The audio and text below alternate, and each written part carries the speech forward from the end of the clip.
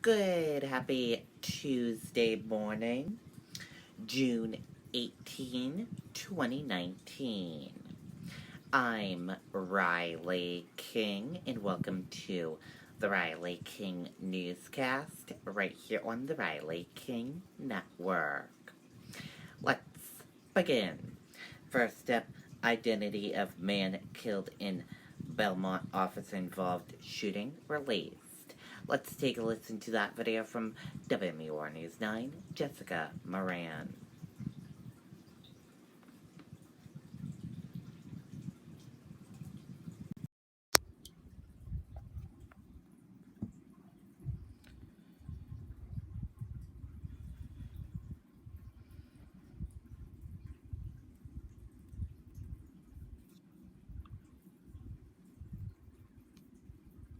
Your boiler or furnace, and these flues need to be inspected annually to prevent dangerous carbon monoxide leaks.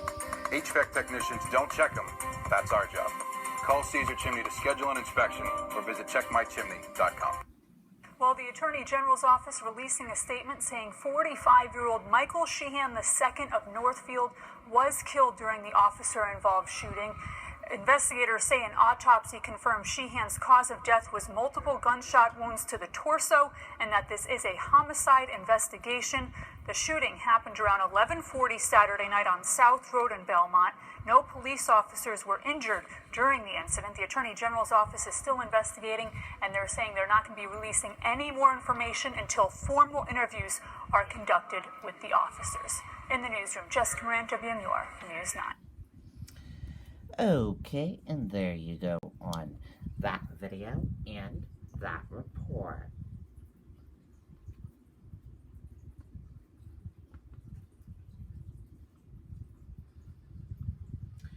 Two killed in Jamaica plane shooting, police say.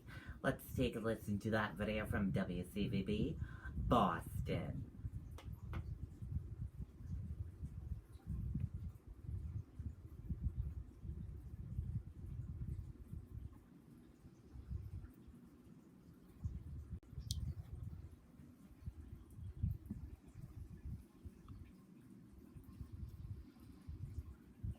Happened right near that elementary school, right next to a playground. I'll step out of the way, and you can see all the police activity in the background there. We're told those shots rang out near the corner of Mozart and Bolster Streets. That's a block off of Center Street here in Jamaica Plain. The shots rang out right around 10 o'clock tonight, and a neighbor tells me he heard at least 3 to 4 shots. Another neighbor says that she heard a lot of commotion in the neighborhood when this all unfolded. We know that 2 people tonight have life-threatening injuries, rushed to the hospital, and police tonight still looking for the gunman. We're live in Jamaica Plain. John Atwater, WCVB News Center 5.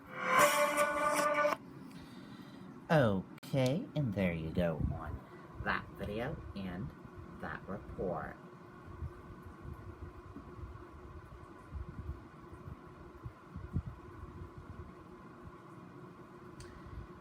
Portland Mayor, City Managers disagree on available money for asylum seekers. Let's take a listen to that video from WMTW News 8, Jim Keithley.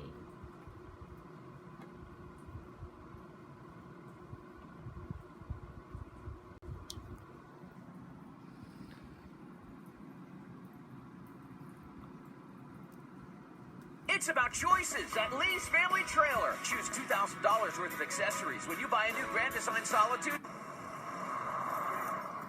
Families, mothers with small children, come and go from the Portland Expo all day, exploring their new city. This group of asylum seekers just arriving by bus, volunteers telling them where to go. So there's another one. Oh, okay. Yeah. Language is really a barrier for the newcomers. Pauline Lalumba is an interpreter for Catholic Charities. She says these families are tired and scared, but happy they escaped their homeland. They are happy that they made it because they have been traveling for months. So for months, like 3 months, 5 months before reaching United States. And then they say like some people died on the roads. This is Enfrazi, a 27-year-old from the Congo. She arrived yesterday with her husband and 2-year-old son Joshua. She spoke a little English.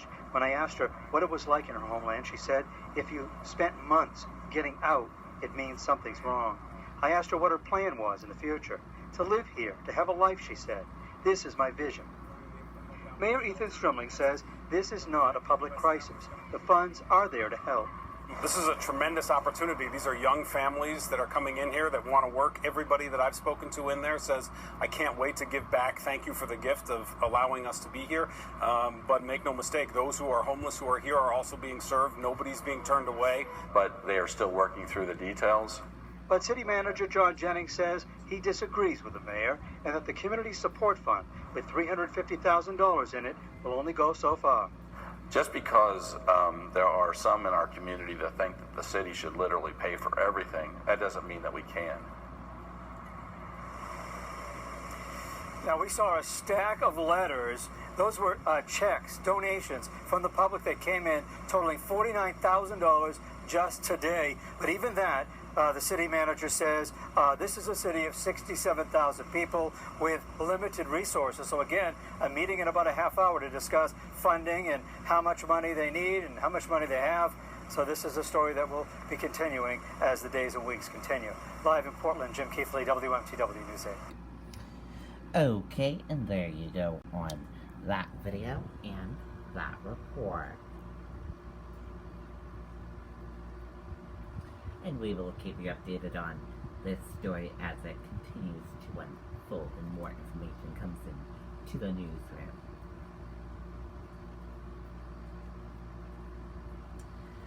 Dow features slightly lower ahead of Federal Reserve's meeting. U.S. stock index features were mixed Tuesday morning as market participants brace for the first day of the Federal Reserve's interest rate meeting. ICE will begin removing millions of illegal aliens next week, Donald Trump tweets. Let's take a listen to that video from ABC News.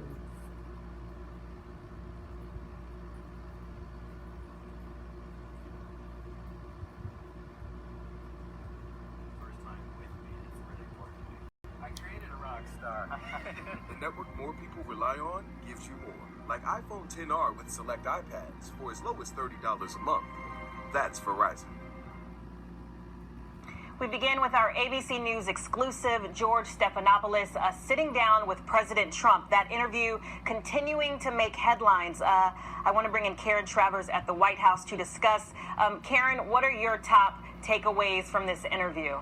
I think a couple of things, Kimberly. I think first, that incredible statement from the president last week about accepting political research from Russia or China. That's what George Stephanopoulos asked the president about.